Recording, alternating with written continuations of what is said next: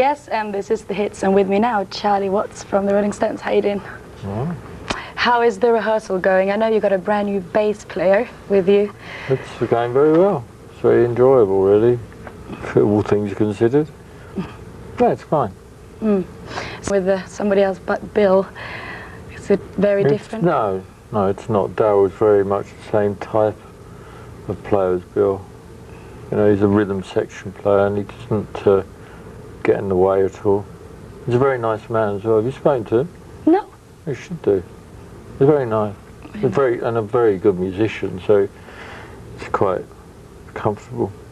So it's good fun. The new album Voodoo Lounge was partly done in Ireland. It was all done in Ireland. I heard you were sitting out in a staircase playing the drums for a while. Yeah. Yeah. Was it difficult? Must have been a little bit crowded. No, it was okay. It was a stairwell, actually. It was, the studio was 4 flights up, yeah. And I was on the ground floor. It's just a great sound in there, you know, it's like a hall. And, it was a bit cramped because she was in the middle of the well, you know.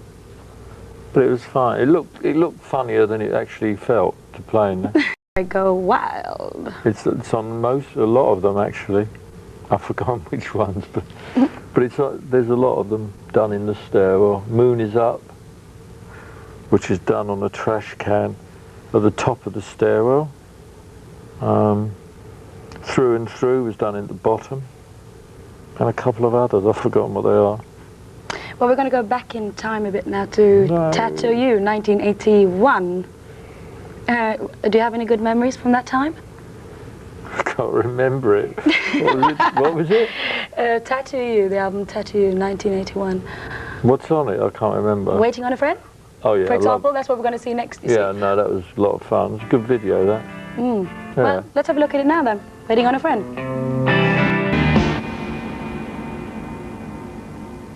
Come to obsessed, and you get sicker and sicker and sicker. And the last verse is kind of funny, but I can't. You'll hear it, hopefully.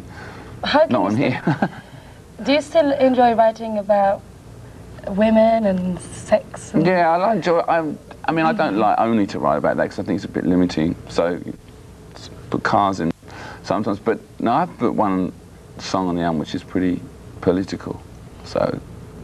The song we're going into now is actually about the Gulf War. So. Yeah. So we do sometimes. These don't tend to be the very successful records, though. But the one about the Gulf War, yeah, it came out very much at the time of the Gulf War, which was good to do, just to write something about what was going on, because these days record companies are such long times, as you know, and to get it out, so we got this one out pretty quick, and it's sort of about it's more really about arms dealing than specifically about the war itself. It's about, and what all at the time there was a few people in the British Parliament that said, oh, this is completely untrue and this song's just erroneous.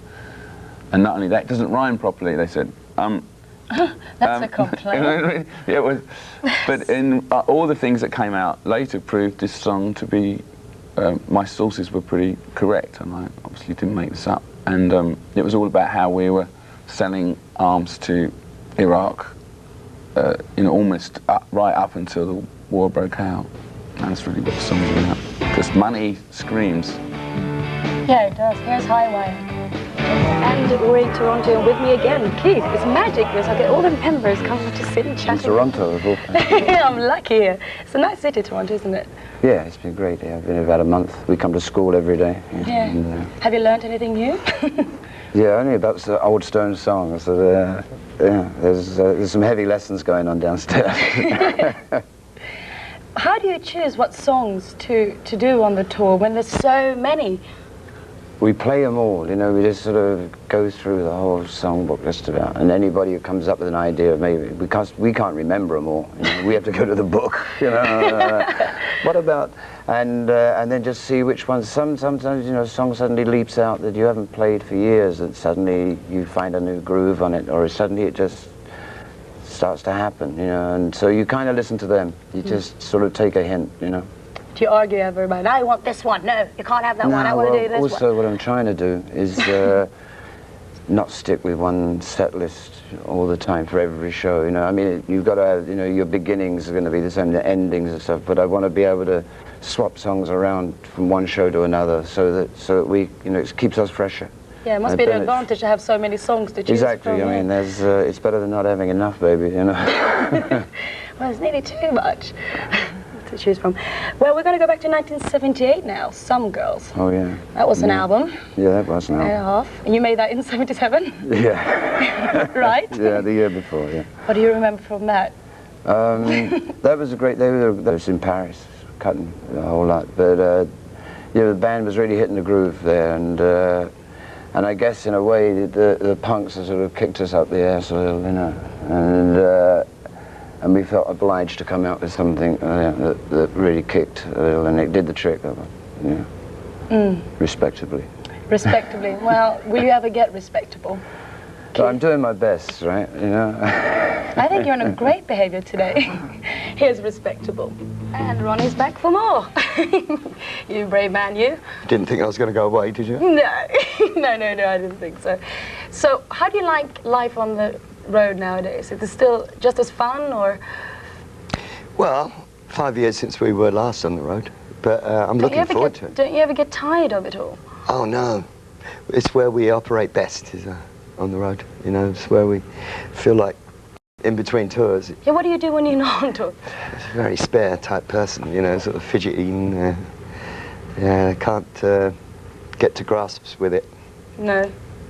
So it starts soon, and it's all exciting, and the new bass player is fitting in nicely.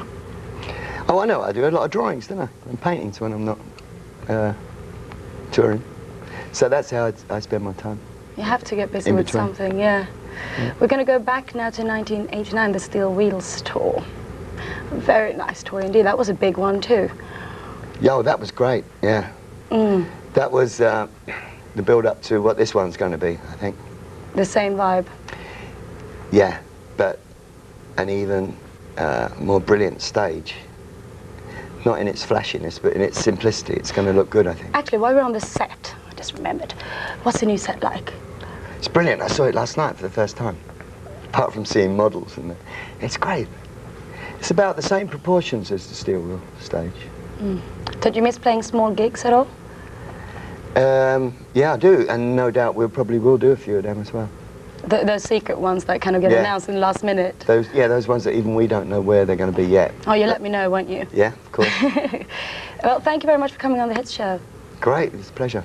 Okay, here we go. So, Charlie, you're a bit of a jazz man at heart, but now you're out again on tour with the Rolling Stones. Do you miss playing jazz, or do you still sneak off and play a bit of jazz? It's all the same, really, the playing side of it.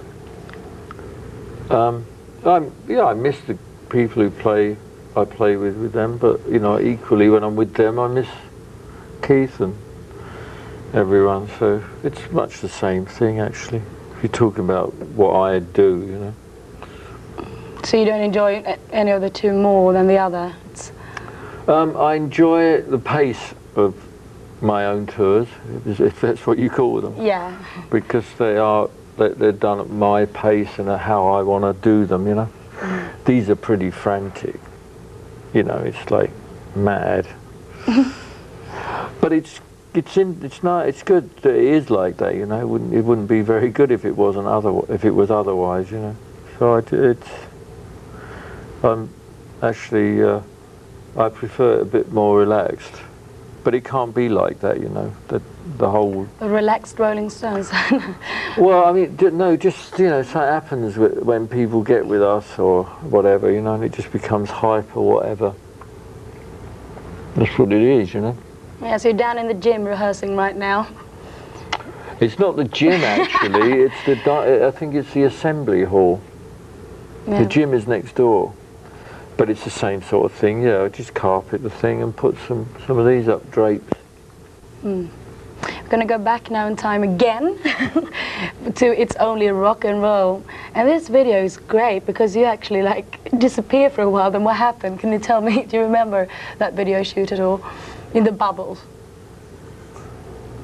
Well, Well, was that meant to happen when you... No, because You were still playing though. Yeah, what's supposed to happen is the room fills up with bubbles, but what everybody forgot to tell me, and what I didn't realise, is that bubbles are like water, and I don't like my head underwater, and also I'm the only one sitting down, so consequently I drown quicker. And if you're as tall as Mick Taylor, then, you know, there's a long way to go. I'd be dead, so I have to keep, you know. But you're still going for it there. That's called show business. That was brilliant. But let's see it now, because this is the video for that. And thank you very much for coming on the show. Okay, thank you. Here we go. It's only rock and roll. Very romantic side to you.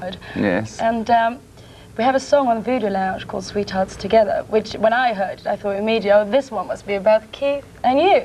Why would you think that? It's not Erasure, is it? No. This is a strictly heterosexual band, Rebecca. Yeah.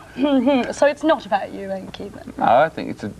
I mean, Keith came up with this title, Sweethearts Together, which is really quite dippy, really. It's quite sweet. Yeah, it's sweet but dippy. And I'm going, God, what am I going to do with this? Sweethearts Together. And so I wrote these verses which give it a slightly different little twist to it, that it's...